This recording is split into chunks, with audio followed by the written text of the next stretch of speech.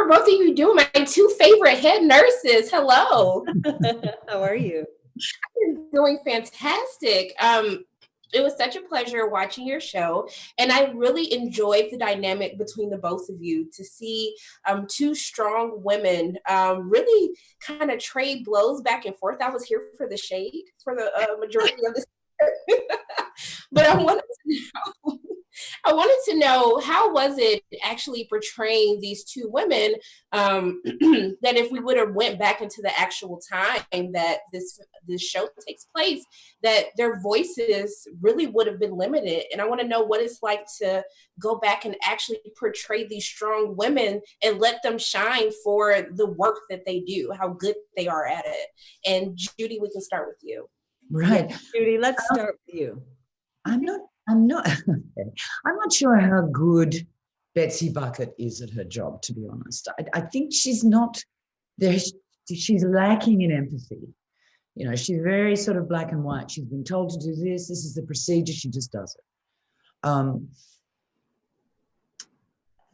Her failing, perhaps, is that she's just in thrall. She's in thrall of the hierarchy of which is male run. So there's no part of her that questions that or fights that. She fantasizes, in fact, about Hanover, who runs that bureaucracy. That's her way, possibly, of trying to get more power too. She imagines a world with him where they'd run the hospital together. So she's, in a sense, a victim of her time in that way. Yeah. I do want to say, but you know what? Nurse Bucket, she got it together. She redeemed herself. She got it. Well, I'm going to give her a little bit of credit because she turned it around. I was here for her. Yeah, she grows. She definitely grows in it. She changes, which is fun, which is great. There's hope. What about you? Yeah. What was the question again, Shonda? I'm so sorry. Okay, it is all right. I wanted to know what it is because you can't hear me? No, this is just how I feel. What? Look, it has been a long day. It is okay. I can repeat. Say it again. Say it again. I'm sorry. Please don't take her time away for my mistake. Thank you.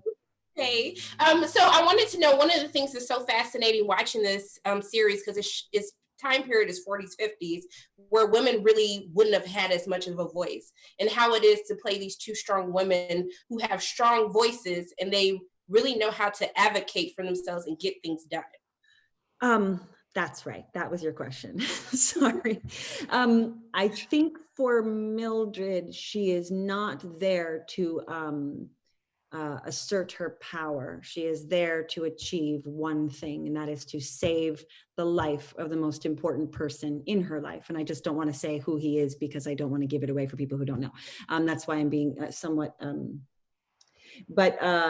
So the consequence of that pursuit does sort of ultimately end up giving her some power, and it does sort of present itself as if that is what her goal is, but that's sort of part of the plan. So she can hide behind that the facade of that pursuit, so she can actually really try to do what she really wants, which is to save Edmund. But then she ends up aligning herself with her nemesis and ends up needing her to satisfy this. So it's all sort of interesting, but I think she gets power in a sort of, circuitous way, and not for the real purpose that you would think. And Sarah, I wanted to know, you've played so many iconic characters. You've played real people, but I really want to know what it was like actually accepting this role. It's a very iconic character that a lot of people have grown up on. And so I wanted to know what your feelings were and what that process looked, becoming Mildred Ratched. It's very kind of you to ask that, because I keep saying this, and I don't know whether people know that inherently, but